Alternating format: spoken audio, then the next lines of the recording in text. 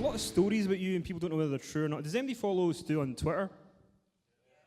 A couple of them do.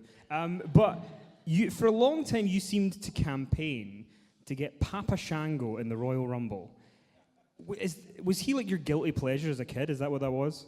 I was a huge Papa Shango fan, and the deal with Papa Shango is that I would randomly bump into him at bizarre places like bus stations or Hooters restaurants or wherever in the run up to the Royal Rumble every single year, and he'd pull me to one side and he'd have the face paint on. He'd say to me, "Hey Wade, just so you know, I'm going to be in the Royal Rumble this year. I'm a surprise guest, but don't tell anybody."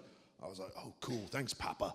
And I'd go away, and of course I would tweet about it, and everyone would get excited. And every single year he would let me down, and he wouldn't show up at the Royal Rumble, and I'd be disappointed. Everyone else would be disappointed. So I was pretty much convinced that when I left in 2016, the very next Royal Rumble, WWE were going to bring him in just to annoy me.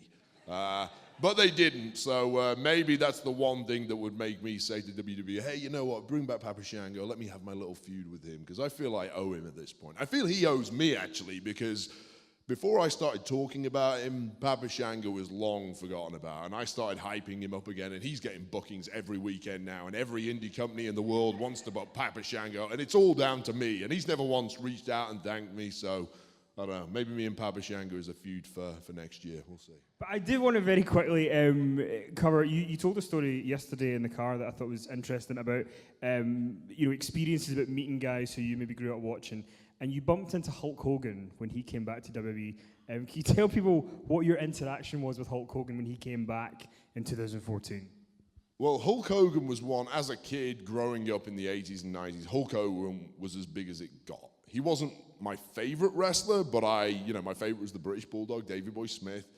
As most kids growing up in the UK at that time, he was our guy. I loved Bret the Hitman Hart too, but Hulk Hogan was as big as it's probably ever got in wrestling. And it was always weird for me that with everything I'd done in professional wrestling, I'd never met Hulk Hogan. I live in Tampa, Florida. He lives there too, and I never bumped into him. And he was working with TNA at the time, and TNA guys were never mentioned on WWE in any capacity. So it was always weird for me that I never met him. And then one day, he signed a deal with WWE, and he was coming back. This was probably around 2014. And I hadn't seen him all day. He'd been in Vince's office. He shot a couple of things in the back, and I walked into catering right at the end of the show, and the place was deserted, and the only guy in there was Hulk Hogan, bent over, and he was had his plate, and he was putting some salad on there, and some hard-boiled eggs, and some chicken, and I looked up, and there he was, Hulk Hogan, and I'm thinking, wow, it's Hulk Hogan. I was pretty jaded by this point. I've met a bunch of my heroes. I've been in a ring with a bunch of them, and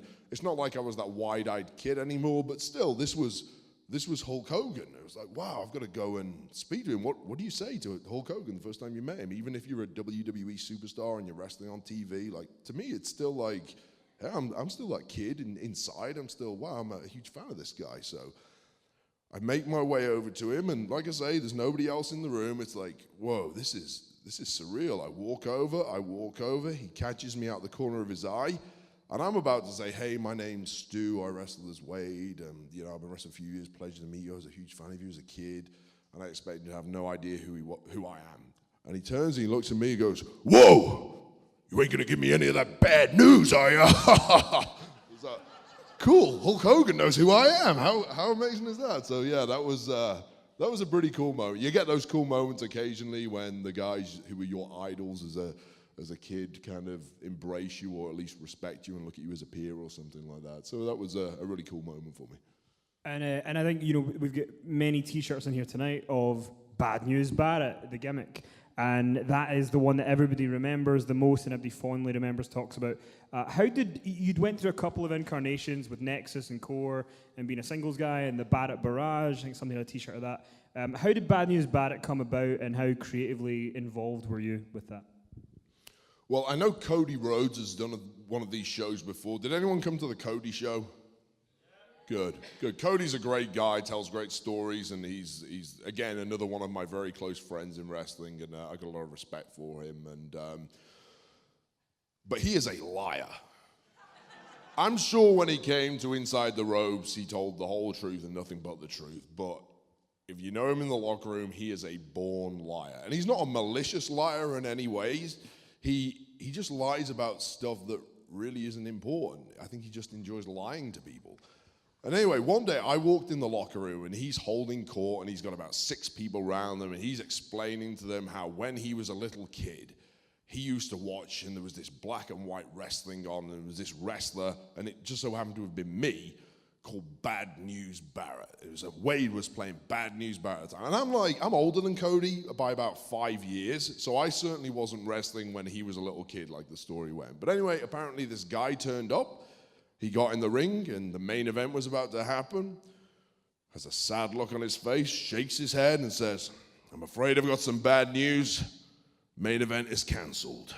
Then he gets out the ring, everyone boos, and the show ends. Like, what a flat way to end a wrestling show. But that was Cody's story, and in his head, that's how I ended up in WWE. So anyway, it's time goes on, I laugh about it, and I kind of forget about the story, and Cody is doing this show called the JBL and Cole Show on WWE.com, and this was prior to the WWE network taking off, and they were trying to drive as much traffic as they could to WWE.com and YouTube because they were making extra money off that, and the guys who were in charge of the show came up to me and said, hey, we'd really like to add you on the show. It's kind of a quirky show, a lot of silly ideas and silly humor. Would you be interested in doing it? I said, yeah, sure, no problem. I'll do it. It sounds like fun. What do you want me to do? And they're like, well, we don't have any ideas. We were hoping you would come up with something. I was like, oh, great. So you come to me with this idea to put me on the show. You haven't even written anything. So I was about to tell them to go F themselves. And I was like, no, hang on a minute. Make me Bad News Barrett. All I want to do is turn up at the end of the show, give bad news, and then leave. And they thought it was a terrible idea. So I was like, well, it's either that or I'm not doing it. So they're okay, we'll think of something. So week 1, they did some storyline where Cody had stolen JBL's hat and he put it on his head. And I had to come along, hey, Cody, I'm afraid I've got some bad news. It's super glued to your head. It's stuck. Really silly.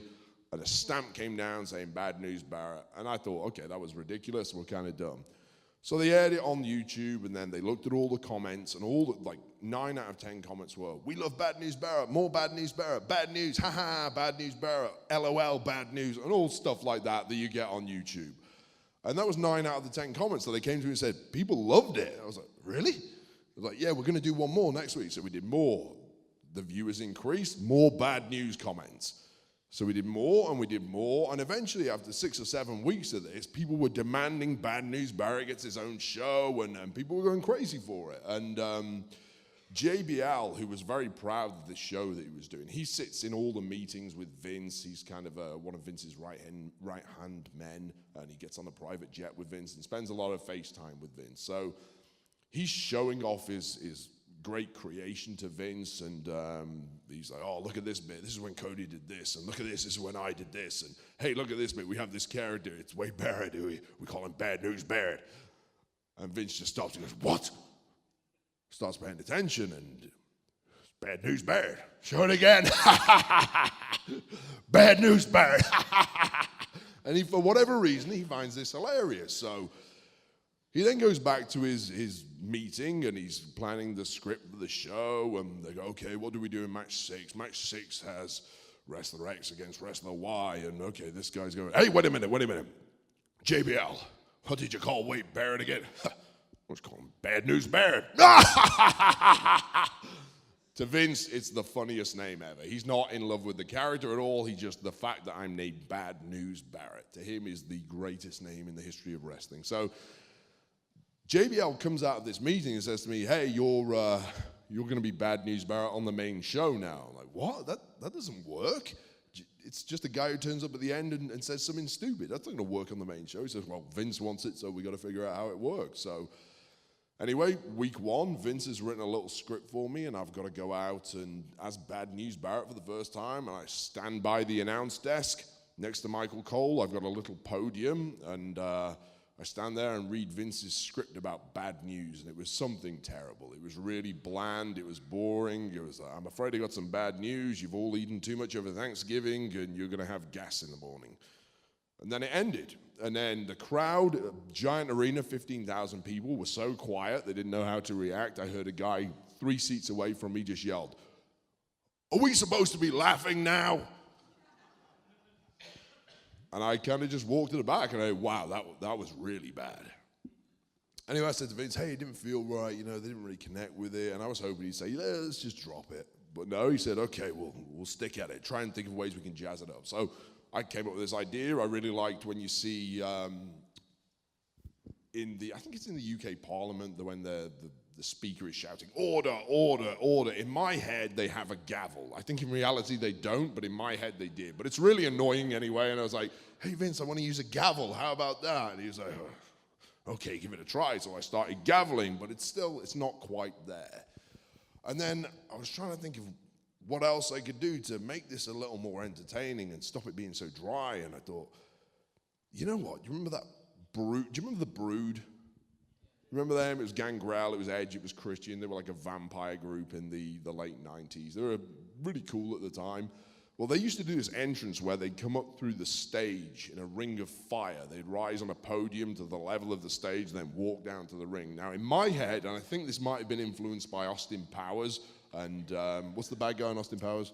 Dr. Evil. Dr. Evil. I think at some point he has something similar to this where he comes up and disappears. And I was like, Vince, hey, how about this? This would be funny. If my podium rises through the stage and then disappears back down again at the end when I've finished, and that's the bad news, just pops up and disappears. I think that'll work. It'll be funny. He's like, I hope you're not afraid of heights. I was like, what? He puts his headset back on. He starts watching his monitor again and watching Raw and calling the stuff. Well, that was strange. So next week I turn up and he's got this 40-foot scissor lift and I'm flying up on there. The thing's wobbling around and it was genuinely terrifying to be on this thing. And in fact, people were even tweeting me from some safety advisory board in the US that if you're on those things and it's fully extended, you have to, by law, wear a security harness that is linked to the ceiling.